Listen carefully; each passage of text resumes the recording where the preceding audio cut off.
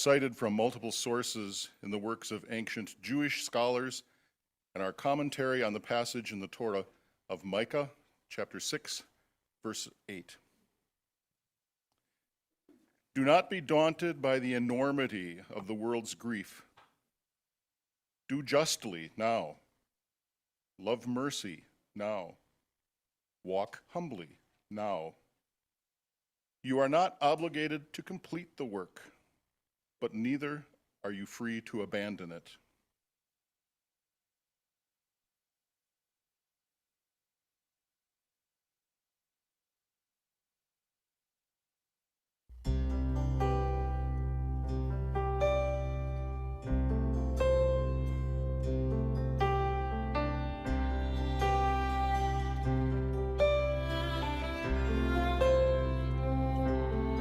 Sometimes the right way is right under your nose. Just a tiny shift of your thoughts take away woes. Sometimes just a smile could make a whole group stare. There are lots of things you throw away go a long, long way. Tikkun Olam, Tikkun Olam, Tikkun Olam. Help heal this broken world. We are so many different people looking for love. We are so many different people seeking our truth. We are so many different stories with so many different hearts. 6 billion different ways to heal the world.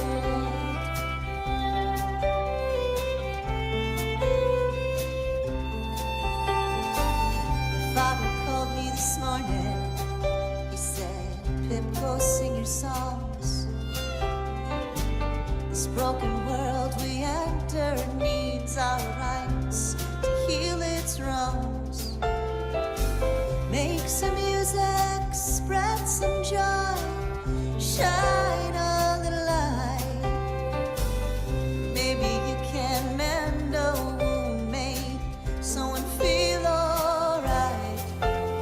Tikkun Olam, Tikkun Olam, Tikkun Olam.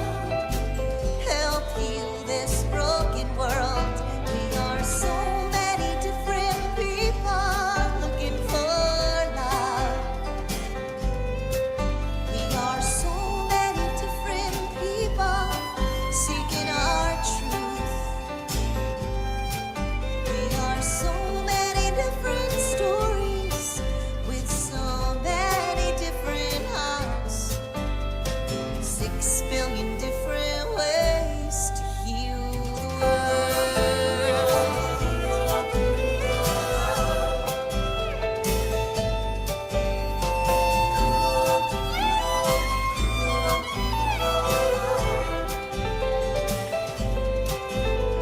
Tikkun Olam, Tikkun Olam, Tikkun Olam. Help heal this broken world. Tikkun Olam, Tikkun Olam, Tikkun Olam.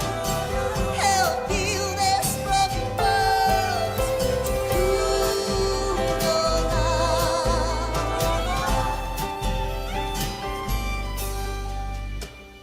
Father called me this morning. He said, Pip, go sing your songs.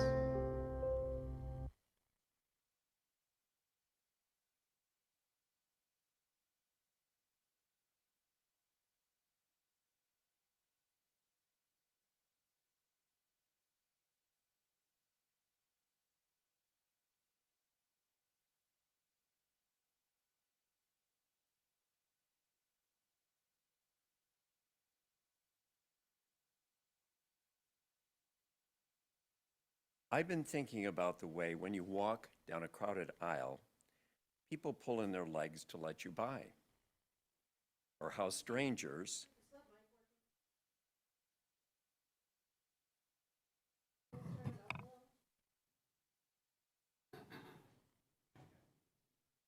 Just want to make sure everybody can hear. okay, Test? test. Is it all right Okay. back there? A little louder?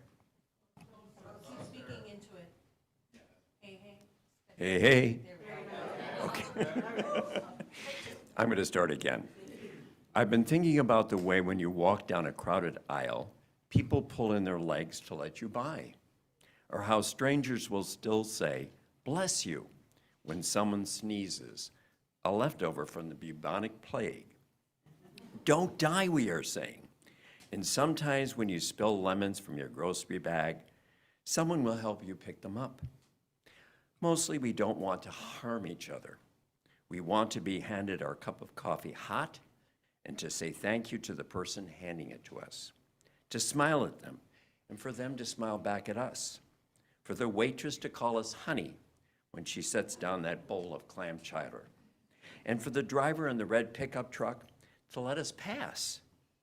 We have so little of each other now, so far from tribe and fire, only these brief moments of exchange. What if they are the true dwelling of the holy? These fleeting temples we make together when we say, "Here, have my seat. Go ahead, you first. I like your hat." Good morning. Welcome to MVUUF. My name is Patrick Westcott. I serve on the Board of Trustees. I sing in the choir, and I help to organize the Sunday hospitality teams. We especially welcome any folks this morning who are joining us for the first time in their journey with us. We invite you to fill out a visitor form at the table downstairs or in the link in the chat.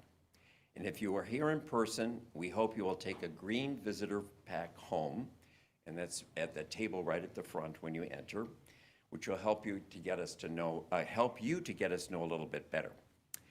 Today's service is woven together with readings and reflections from our minister, Reverend Laura, and from a worship associate, Tom Ellinger. Nicole Collins is our talented music ministries director. Back on tech today, we have Kathleen and Ian. And my own fabulous orange team is on hospitality this morning. Yay! We invite you all to join us downstairs after the service for socializing and refreshments. Also downstairs after the service, you will find folks selling tickets for our upcoming second annual OCC, our creative community event, which happens on Saturday, November 16th, and celebrates the creativity of our members and friends. Please buy a ticket. Word has it that Jeannie Picos has created a fabulous signature cocktail and mocktail for the event. So again, stop by the table to buy tickets and for more information about the event, including how to volunteer or even participate in the event. The Social Action and Racial Justice Committee is also meeting this morning after the service. Yamini, just give a wave of your hand. That's our wonderful chair. That will be at 11:45 in the conference room. Anyone is welcome to attend to learn more about our ministries in this area. Feel free to grab a cup of coffee and a snack from downstairs and then join the meeting. Thank you.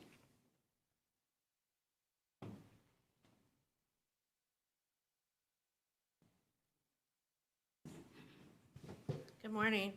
Good morning, Pastor.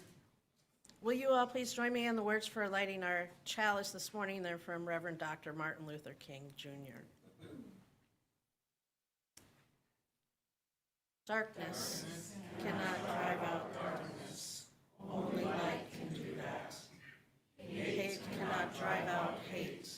Only love can do that.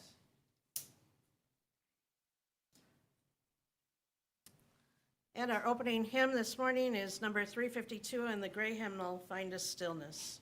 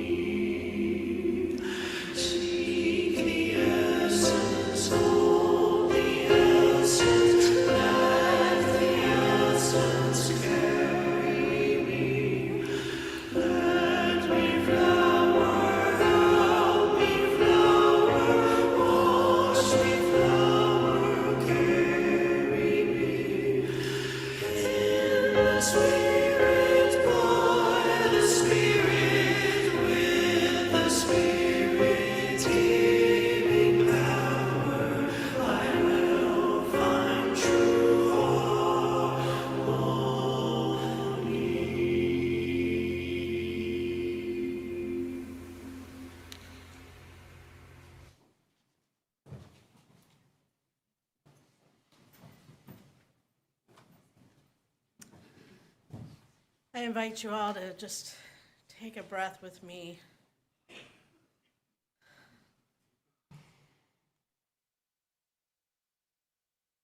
It's good to be here together today. One of the reasons it's good to be together is because we do set aside time each week to lift up the joys and the sorrows and the concerns, the gratitude that we all carry. So we're going to do that in just a moment here. If you're here in person, you'll be able to raise your hand and someone will bring you a microphone. If you're on Zoom, you can type what's going on with you in the chat. And if you're on YouTube, we invite you to share in the comment and create community there. Before we go, I do want to mention there's an election on Tuesday. I'm sure you heard. And I want to express deep gratitude for anybody who's helping to make that happen. Do we have any election judges here? So if you're not standing, please stand, right? I mean, it's a long, long day, and we appreciate that you're going to be there.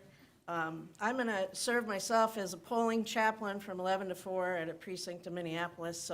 And there are lots of other people that make food to bring to the election judges, and it really takes a lot to make this act of democracy happen, and we want to thank everybody who does that hard work. And if you're interested in that, I would guess you could talk to any one of them and find out what it entails, because I always know that they're looking for folks to serve in that capacity, especially now that we've got early voting. You know, there's all the volunteers that need to go and help with that as well. So thank you so much. I'm so grateful for everyone for helping with our democracy. Who else today has something they'd like to share that's here?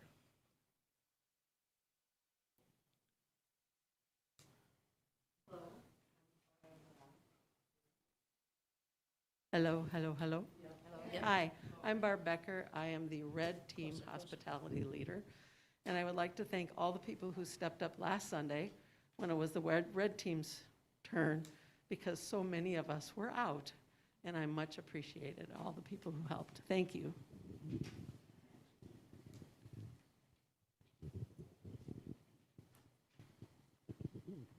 Oh, Marcy? It's right by you, Marcy. Okay. There you go. Hi, Marcy Lovejoy here, and I have a joy and a sorrow. It's something for the joy, I managed to keep it a secret for 2 weeks, that my stepson actually created before COVID Lovejoy Bloody Mary mix, and, and also a hot sauce called the slang boing your mouth hot sauce. And I must say I'm not up for spicy myself, but it's gone over really well. And yeah, what's up now is November 1st, Oprah puts out her list of favorites for 2024, so she just announced it, and he's on it for his product. Oh, fantastic. Yeah. So I'm putting some on. I'm putting some on our auction too. That people really do like it, but Then on the sorrow side, I have a nephew that was in Afghanistan, and he's part of Wounded Warriors, although his problem after that ended up more so PTSD and mental health. But anyway, he was in a fundraising activity about a week ago, and they had four-wheelers, and his girlfriend took the turn too sharp and it fell on him. So unfortunately, it mangled his arm, and it could have been so much worse. But there was one of my sisters, she does sewing from home, and one of her customers up north was the one that was a nurse and smart enough to do a tourniquet which saved his life, and he was airlifted to Regions. And so I'm just hoping that he manages to stay uplifted with his mental health. He seems to be, accepting and okay with it, but it's a big loss. On a lighter note, couple of joys, and at this time I think we need to celebrate joys big and small.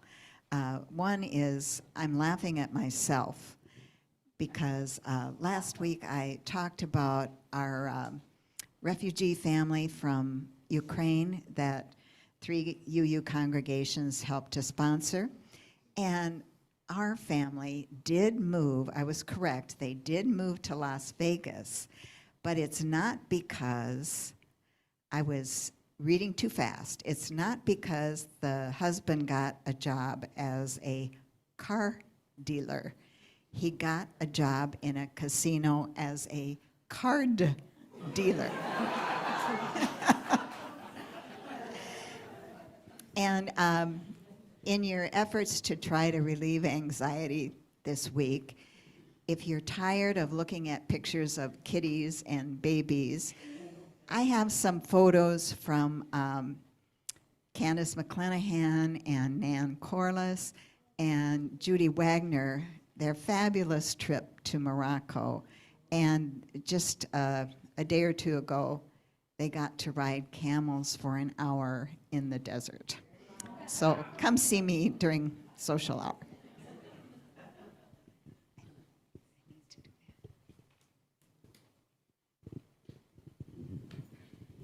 My name is Holly Bruce, and I just want to say, anybody who got emails from me or my husband, forget about it. If I wanted your money or a favor from you, I'd ask you to your face. So just for, and this whole thing about love, there are some people who don't deserve it.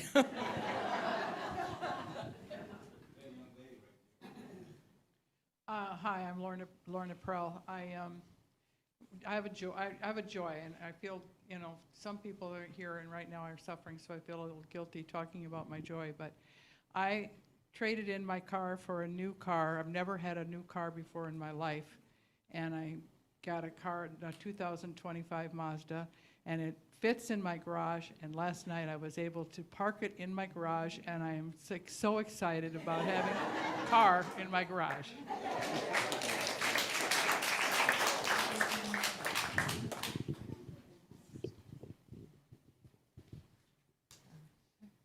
Sarah Collins, and I'll try not to be long-winded.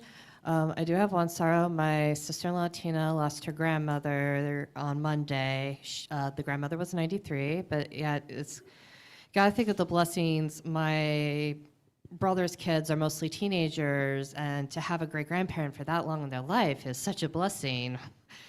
So we try to think of the positives on that. And then my joys, which do tie to the congregation. I was, through this congregation, I learned about UU the Vote, and I was writing letters, and I surpassed my goal for my account with Vote Forward. I was going to do 200 letters. I did 260. And then after the deadline, I was kind of sad that I wasn't going to do it anymore, but the next day they had a letter writing event at Comma, which is a local bookstore in Linden Hills, and I was writing some more letters, and it was just a great joy to just be with people and sharing a common goal. I have never been politically active, and this church united something into me, so thank you. And then another joy is, we have the service auction in April, and I won Allison's service to do a family portrait, and she excelled in getting our son to participate and joyfully taking photos because we can't get him. He's lately been no pictures. So we haven't really seen the finished projects, but the preview we got in camera, they're beautiful. I can't wait to see them. And yeah, if this service auction didn't happen, we wouldn't have this wonderful opportunity. So thank you.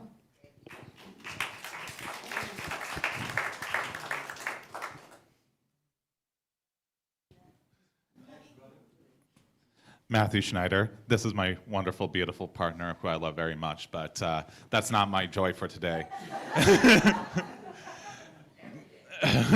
That's my joy every day, but particularly I want to lift up the kind of the helper that we had watch Antonio on Friday.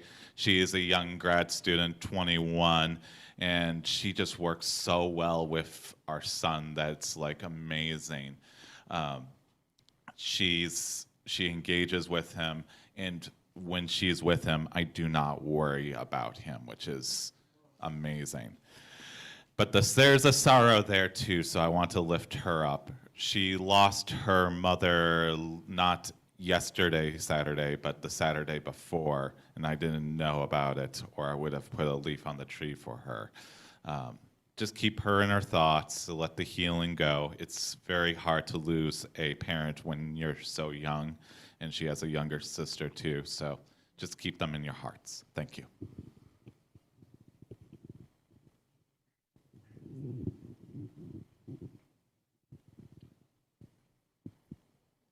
Okay. Testing, testing, testing. This has to be on because every detail is important. I guess a brief joy will be the stepson wasn't hurt. But the sorrow is, in the midst of my struggle to pay rent this month, lost our only vehicle. 37th and Oliver Avenue North on Thursday evening, the stepson and a friend was involved in a hit-and-run accident. Couple teenagers in a stolen Kia. So that's our frightful theme for Halloween, I guess, in a literal sense. So, struggling to pay rent, and then the car is damaged. I don't know if it's beyond repair or not. But in the midst of this struggle, I found out who my true friends are. Laura and her partners actually let me use her vehicle, or one of their vehicles, for a few days. So we got to give her a hand. But I'm looking for a more permanent solution to this before the snow flies. Whether I can get my original car repaired, or whether someone knows somebody who wants to get rid of a vehicle, please let me know. Because literally, I'm in need of one. And I would like to get it done within the next couple of weeks because the snow is not flying for at least a couple of weeks. I already looked at the forecast. So let that be a joy too.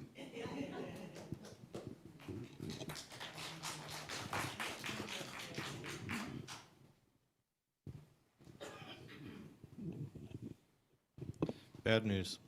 10,000 North Korean soldiers have been committed to aid and abet Russia's genocide in Ukraine.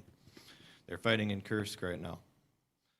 Good news is the princes of darkness always fall.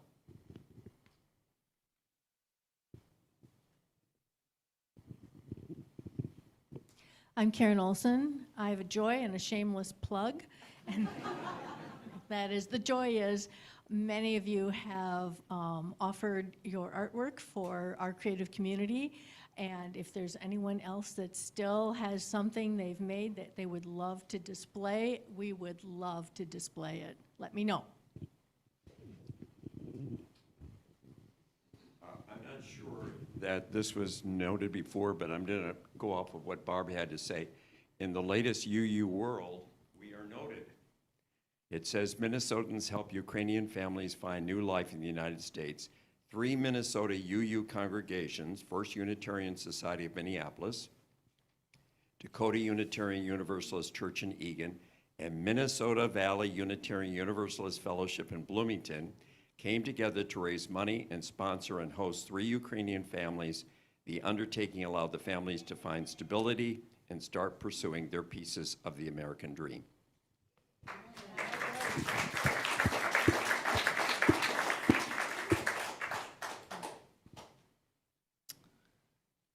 There are a couple of things here on the on Zoom. Carolyn says thanks to whoever decorated. For those of you who weren't here last week, we had our Day of Remembrance service, and the trees that are up here were in the middle of the sanctuary, and we all sat around them. We put on the tree those leaves that you see in memory of whoever we were holding in our hearts. They looked so beautiful there that I thought I would bring them up here for the remainder of the month until the winter holiday motif comes up. So that's what that represents, all of our memories. You know, I do have some more of those leaves, and I think what I'll do is I'll put a basket of them here, and if you weren't here at that service, you can come up next week or whenever this month and add leaves to that tree. Carolyn also has a concern. She's an election judge, and she asks for thoughts of calmness and accuracy and patience for all the election judges on Tuesday. Did anyone else here have anything they wanted lifted into the circle this morning? Me. Yeah, so I'm a part of my school's jazz band, and we got cleared to play at the Mall of America. Well, I hope that you or your mother will keep us posted so that we can plan our holiday shopping on the day that you're there. Sadly, it's on a Friday, December 13th at noon, sorry. Well, some of us are free Friday at noon. I'm free. And I don't mind going to the mall at Friday at noon. It's much less crowded. Also, on that note of high schoolers doing amazing things, I saw on Facebook, she is not here today, but Lark's daughter, Gracie, won the state championship for cross country. So that's a big deal. There are a lot of, that's one person who beat everybody else in the state. This isn't a track race of 8 people. It's like a race of hundreds of people. So that's clearly an amazing feat. And next week when she's back, I'm sure she'll want to revel in that joy. She'll probably announce it, act surprised. Don't tell her I told you all. We lift up these joys, these sorrows, these concerns, this gratitude that we hold in our hearts, along with that's been spoken into this circle. And I'll ask if you'll all please join in our sung response.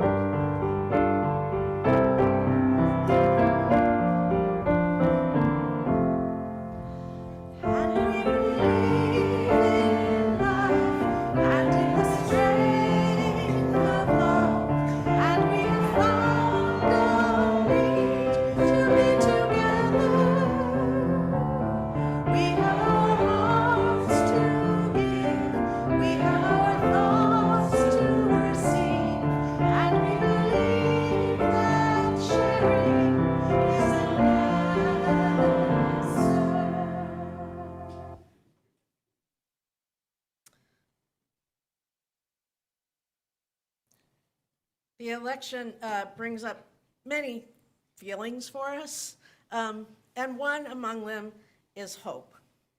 And so what I wanted to share today for our centering space is a poem that was written by Elizabeth Alexander for Barack Obama's presidential inauguration. Each day we go about our business, walking past each other, catching each other's eyes or not, about to speak or speaking. All about us is noise. All about us is noise and bramble, thorn and din, each one of our ancestors on our tongues. A woman and her son wait for the bus. A farmer considers the changing sky. A teacher says, take out your pencils, begin. We encounter each other in words spiny or smooth, whispered or declaimed, words to consider, reconsider. We cross dirt roads and highways that mark the will of some, one, and then others who said, I need to see what's on the other side. I know there's something better down the road. We need to find a place where we are safe. We walk into that which we cannot yet see. Say it plain that many have died for this day. Sing the names of the dead who brought us here, who laid the train tracks, raised the bridges, picked the cotton and the lettuce, built brick by brick the glittering edifices they would then keep clean and work inside of. Praise song for struggle, praise song for the day, praise song for every hand-lettered sign, the figuring out of it all at kitchen tables. Some live by love thy neighbor as thyself, others by do no harm or take no more than you need. What if the mightiest word is love? Love beyond marital, filial, national, love that casts a widening pool of light, love with no need to preempt grievance. In today's sharp sparkle, this winter air, anything can be made, any sentence begun, on the brink, on the brim, on the cusp. Praise song for walking forward in that light. Amen.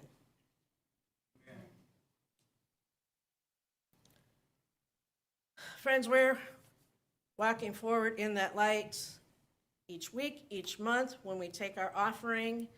We have a different sharing partner every month, and as this is the first Sunday in November, I'm happy to announce that our sharing partner this month is the Minnesota Indian Women's Resource Center, which does incredible work of providing resources and support for Native American women and their families right here in the Twin Cities.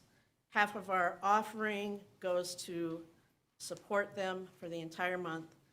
Thank you for your generosity, and now I'm going to invite Nicole and some others up here who have an amazing song for us today.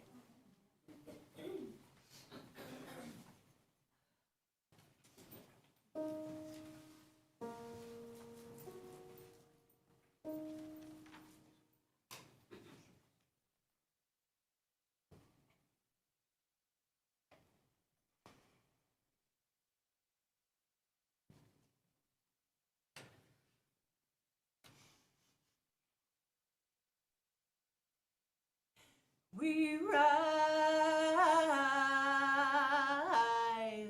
humbly hearted, rise, won't be divided, rise, with spirit to guide us, rise,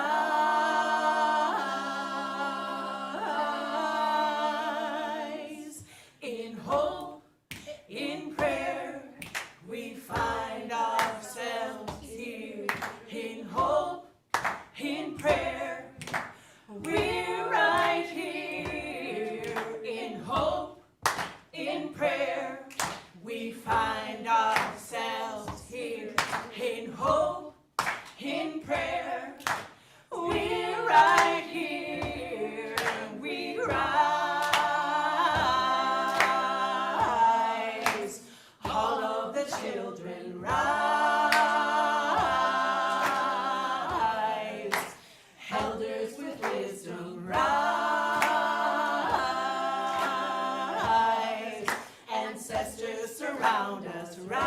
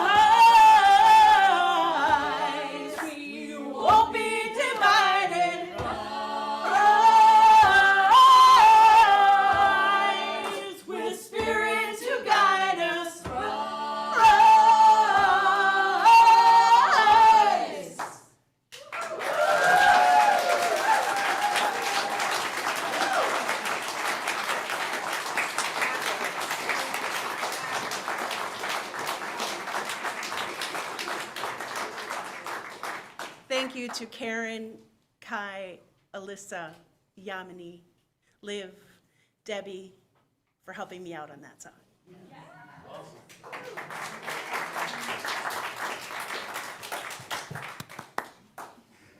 Yes. Will the ushers please come forward and take the offering?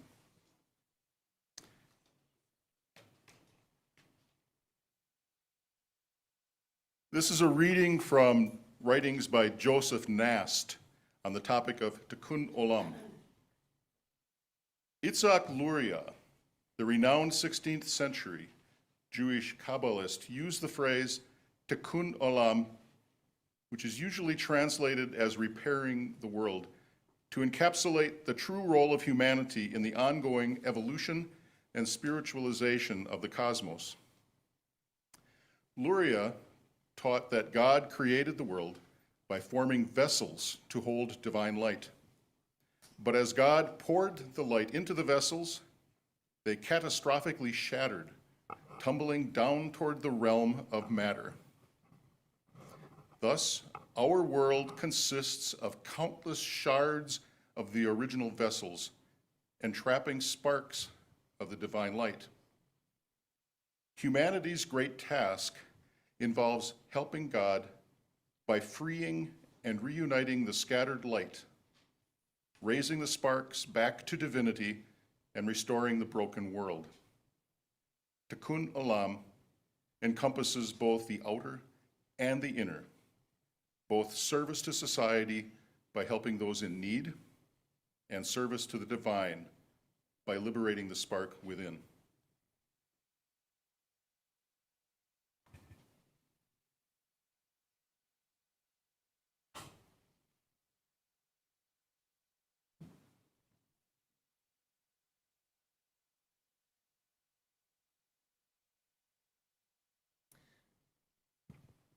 So, how is everyone doing? Yeah? After that wonderful music. That was good, right? But when I talk about how are you doing, I'm wondering how you're doing about the fact that we're going to decide something so big for our country this week. How are you doing there? All right. I mean, I'm a little bit stressed. Wait, let me rephrase. I'm bleepity bleep, stressed the mother bleeping out. That's a quote from Kamala Harris.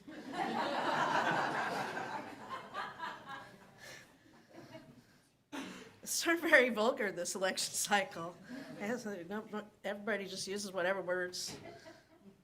No bleeping on those. But it's absolutely clear that we live in a horribly divided country, with each side sure that if the election doesn't go their way, that absolute disaster will ensue. Of course, we are right about that on our side. Can I get an amen? Amen. Thank you. And no doubt, this is also being said at the conservative church around the corner down the street, right? They're right on their side. We must protect ourselves from the evil that will otherwise ruin us. That's where we're at. That's the message of the day at all the churches, whatever their brand or flavor. So why should we be any different? Because on the eve of this election, it feels as though we're not merely unequivocally divided, but we're living in this broken world that feels so shattered beyond repair. And it feels as though the results of the election could just grind those fractured pieces of us into powder, into dust. And how do you fix that? Have you ever tried to piece something together when the pieces are too small, when it has become dust? The glue doesn't work then, and it seems impossible to fix. So what I needed today, and I thought, well, maybe you do too, is something that speaks to what it feels like to live in a world that is so shattered and so divided. As UUs, we draw on a plethora of nearly endless sources for guidance, inspiration, and wisdom. And today I've turned to the Kabbalah, which is an esoteric method, discipline in school in Jewish mysticism. Now, before I get into thoughts from Jewish mysticism, disclaimer, I am no expert on Judaism, and especially Kabbalah. The Kabbalah is some super duper deep, bleepity bleeping, metaphysical, cosmological stuff. I don't know if anybody's ever looked at it, that I have a hard time wrapping my head around, because it's just like, whoa, right? And though my mind doesn't fully understand the concepts, these complex concepts in this tradition, my heart seems to find a deep peace of knowing within this concept that Tom told us about how the divine light was shattered and scattered among us, and that we are called upon to bind up these pieces and restore them back into wholeness. To me, this is a beautiful metaphor about the human condition because it so perfectly captures our brokenness and our hope and the light we have within us at the same time.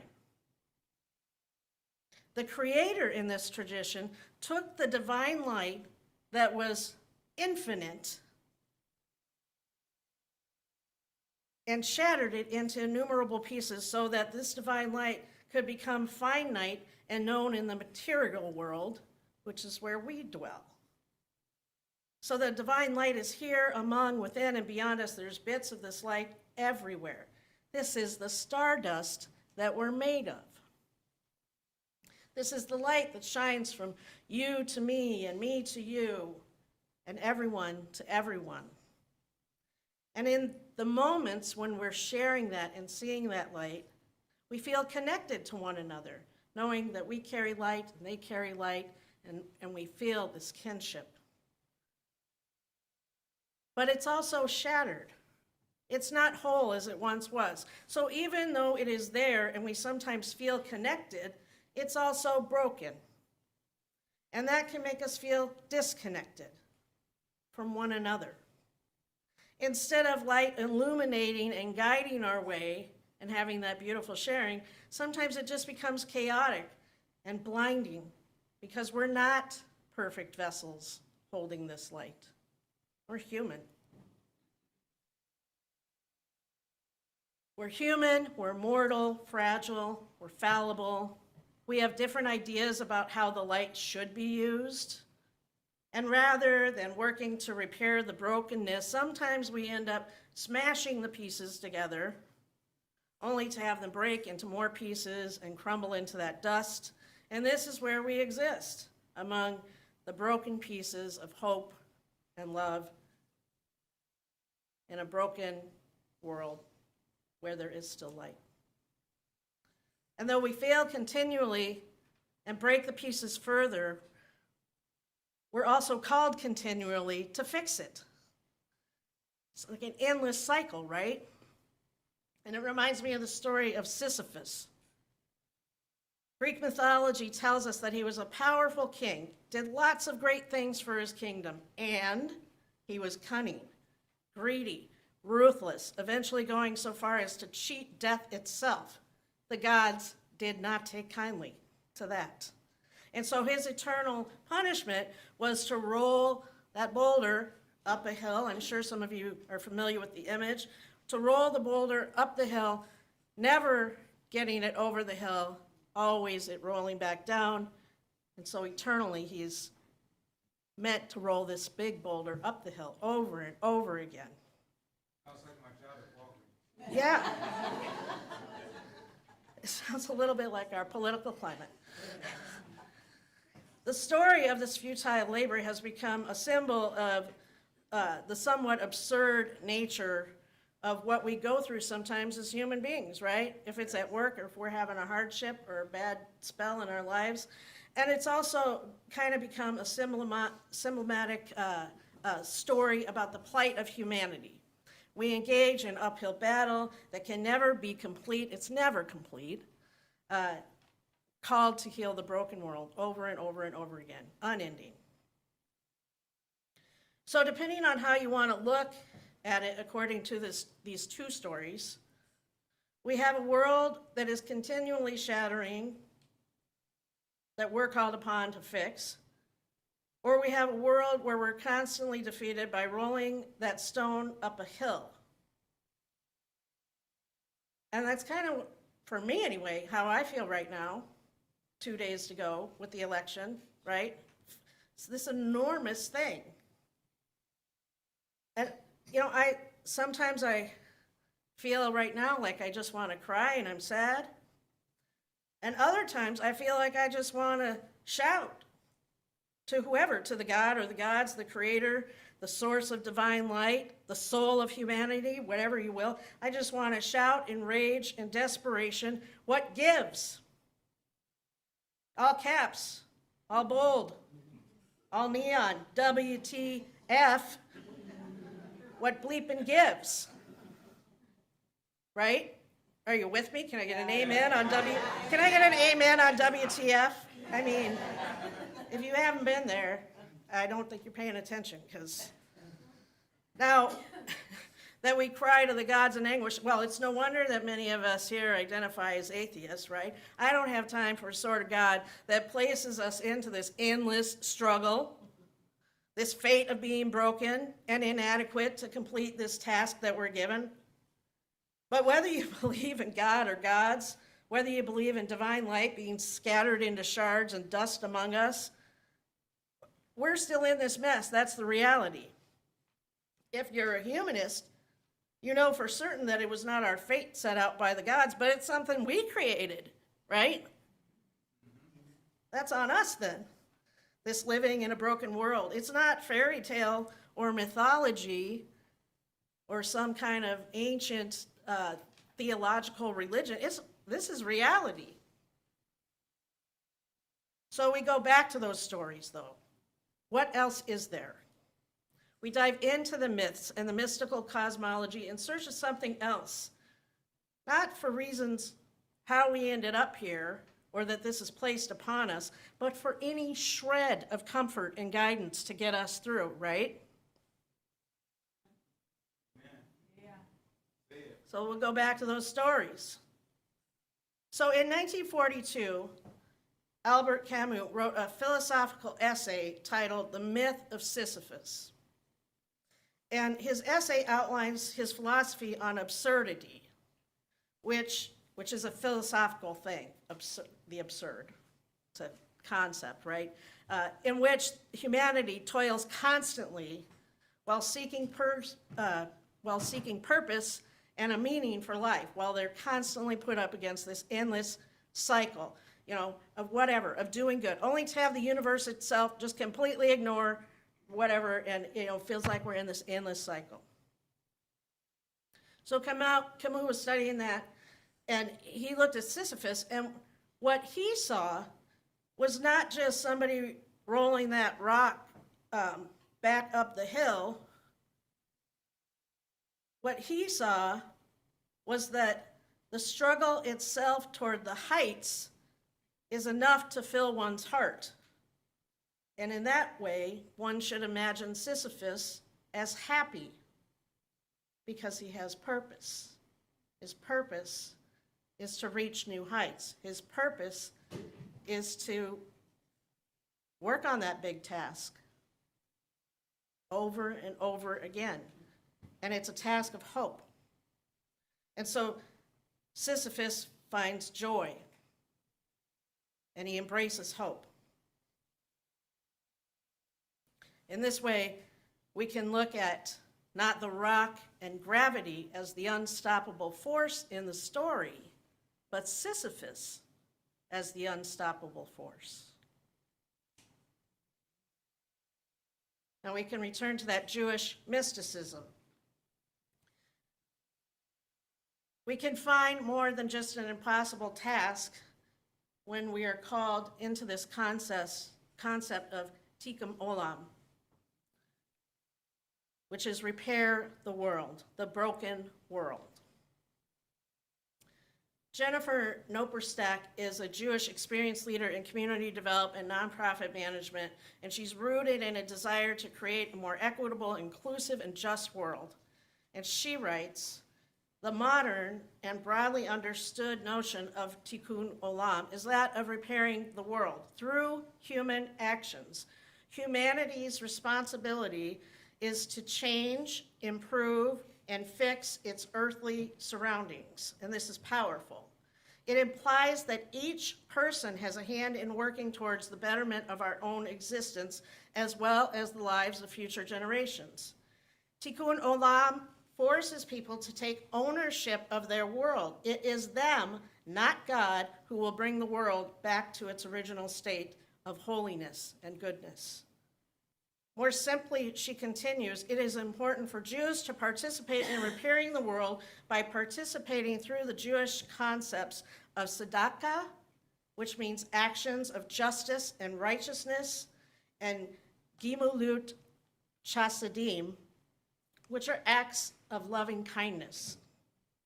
She concludes that without their stake in the improvement of the environment, without our stake in the improvement of our environment, injustice and evil will continue to exist.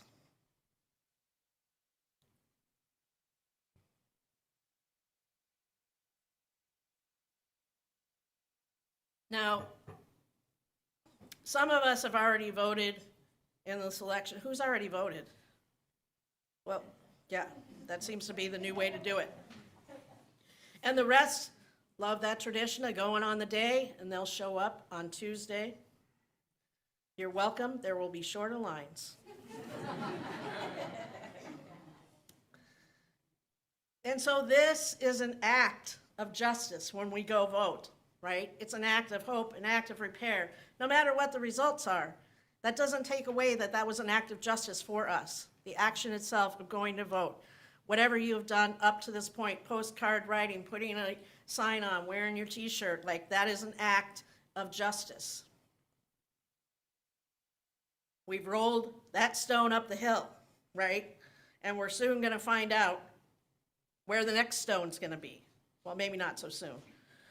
But we're going to roll that one too, whatever it is, with the same sense of purpose and conviction that we are doing, that we have done. Whatever it is that we can offer when we're pushing that hill, whatever it is that offers healing of the broken world, that's what we're going to continue to do that. We're going to talk about that next week. I don't know exactly what the details are, but it's the moving forward part, right? Right. That part doesn't change. Meanwhile, we feel right now like we're nearing the top of that hill, not knowing what's going to happen, and we're worn, and we're weary. And maybe we find ourselves feeling that brokenness deep within ourselves with everything that's going on. We're worried the rock's going to roll back down the hill. It will. It does. And we're called upon to roll it back up. We're called upon to repair. So I want to talk about this repair. This is that gimulut hasadim, acts of loving kindness, that is also needed to repair and heal the broken world. It's not just these acts of justice, these big things that we do, which are important, don't get me wrong, but there are these little things that we have to do. I want to call back, I was going to ask Patrick for his poem, but I think he's counting the offering. That poem that he read in the beginning was all full of these little things we do, smiles we give to each other, gratitude and thank yous, right? Those little acts of kindness are what I'm talking about that we need to do this week for each other. But I also absolutely want to make sure that you know that this is a week to take care of yourselves and show yourselves kindness. Tender, loving kindness. Ways you can do that? I don't know, shut off the 24-hour news cycle, right? I mean, some folks my age and older, we all remember when there wasn't a 24-hour news cycle, right? It was just like, if you got the daily paper, you had it there, and you caught it at 6 o'clock or 10 o'clock. That was it, right? It wasn't endless sound bites everywhere. So take a break from that. Go for a walk. Pet your dog or your cat. Spend time with a friendly toddler. They're a lot of fun, the friendly ones. My favorite toddler has learned how to throw things, so I'm not hanging out with her right now for any kind of spiritual relief that I need. Watch an old Charlie Chaplin movie. Have you done that? Sometimes when I get really stressed out, I go to silent movies because I just need to shut that noise out. I get so tired of it. So I spent the last 2 years, I think I watched most of his canon, just because I was like, I need something gentler, something easier, something without words. I just need the little tramp making me smile. So do something like that. Call a friend. Make some comfort food. Play a game with others. Get involved in a big board game. Have a game night. Other things you can do, if you need it, the sanctuary will be open here Wednesday from 2 to 6. I'll be around all day. I'll probably bring my laptop out there if you need somebody to talk to, or you need a hug, or you need support. Who knows what Wednesday is going to bring. We'll be out there, and then Steve's here leading meditation at 5:30 here in the sanctuary. If you need some of that quiet time to shut the noise out. You've been watching your news site? Yeah.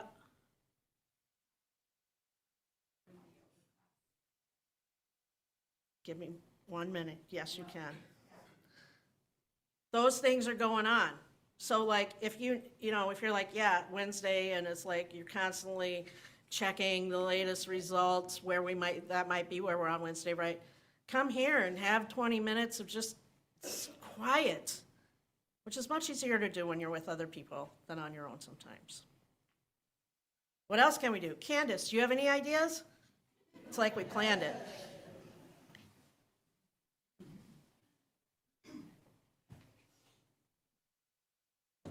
Hi, I'm Candace Ways. I'm a yoga teacher. I'd like to read something for you that I read in my yoga class yesterday. And the theme for mindfulness and movement in my classes this month has been to lead with an open heart. So what we can physically do to open our hearts, and what we can do to support ourselves more fully, so we can feel okay being more vulnerable and to lead with an open heart. So I want to read this to you, but before I do that, if you feel comfortable, I'd like you to close your eyes.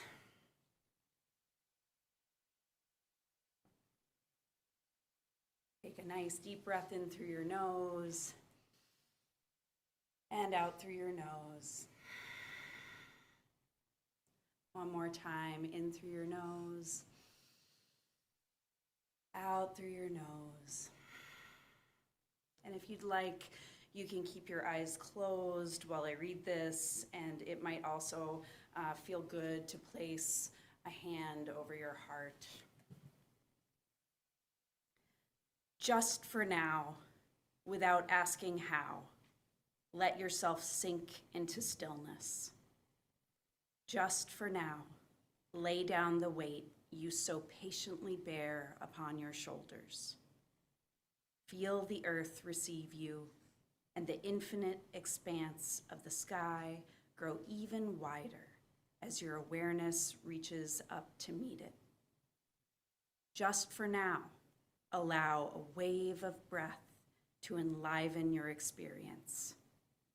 Breathe out whatever blocks you from the truth. Just for now, be boundless, free, with awakened energy tingling in your hands and feet. Drink in the possibility of being who and what you really are, so fully alive that the world looks different, newly born and vibrant. Just for now. I'd like you to take a deep breath in through your nose and out. Thank you for letting me share that. Thank you, Candace. Those are things, right? Can you send that to me and I'll post it on our Facebook page? Those are things, and those are things you're going to need to do this week to stay in the moment with yourself in kindness and in love, right? Because we'll all get real carried away thinking about the next year, the next month, the next 4 years, whatever comes. Try and stay in the moment. And here's some other truth that we can call upon to help us get through. Unlike Sisyphus, we are not being punished, and we are not called upon to roll that stone by ourselves. That was his plight, and it's not ours. We have each other. Together, we can work together and roll as many stones as it takes until the stones themselves wear down to pebbles. And we can make easy work then carrying them as we need to. And those pieces of light shattered, scattered among us, well, maybe repairing the world isn't about putting all of those pieces back together. Maybe the repair comes from us in seeing the holiness and the goodness that shines among us in the smallest and most unsuspected of places, even from the other side of that divide. Deep down, we're all just bits of light waiting to be seen, waiting to shine, waiting to be found. Deep down, we are all the things of stones and stars. Blessed be and amen.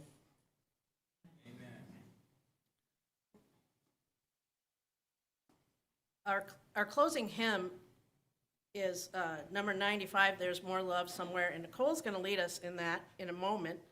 And then we're going to do the chalice lighting, and I just want to make sure that I have time to announce that our last song today, speaking of moments to get yourself some peace and some healing vibe, is Sonia Johnston, who is our amazing and wonderful,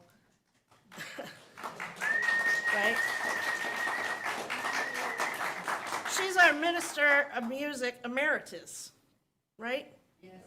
And she was here we got a lot of new folks, Sonia.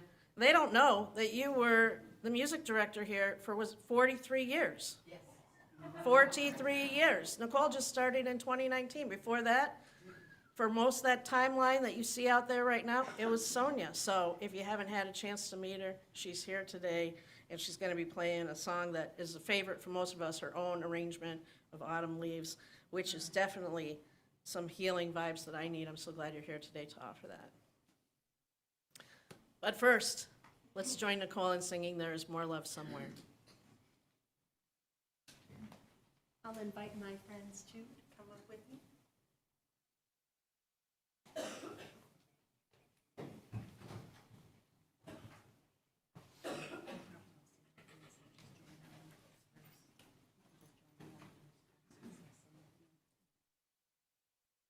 There is more love somewhere. There is more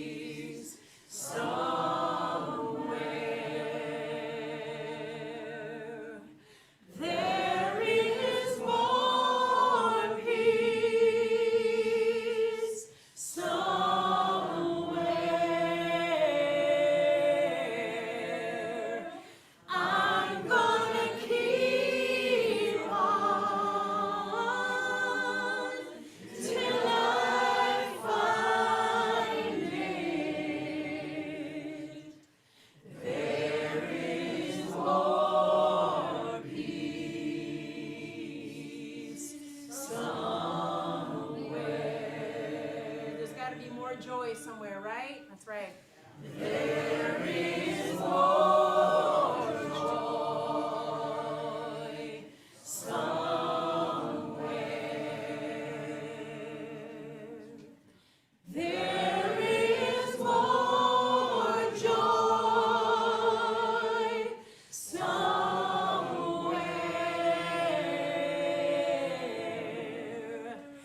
I'm gonna keep on till I find it. There is more joy somewhere.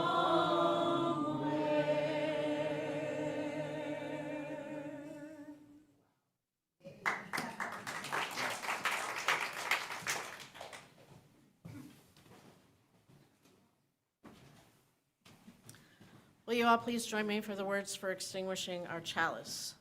We extinguish this flame.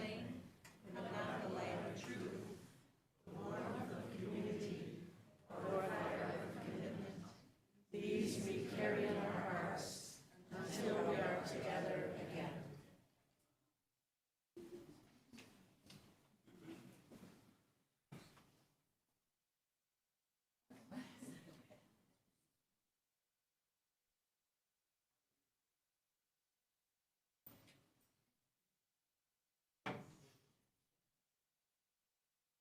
Well, this is such a beautiful song, but I also think you should know the words because they're as poignant and beautiful as the melody. And it goes like this. The falling leaves drift by my window, the autumn leaves of red and gold. I see your lips, the summer kisses, the sunburned hands I used to hold. Since you went away, the days grow long, and I'm faced with cold winter's song. But I miss you most of all, my darling, when autumn leaves start to fall.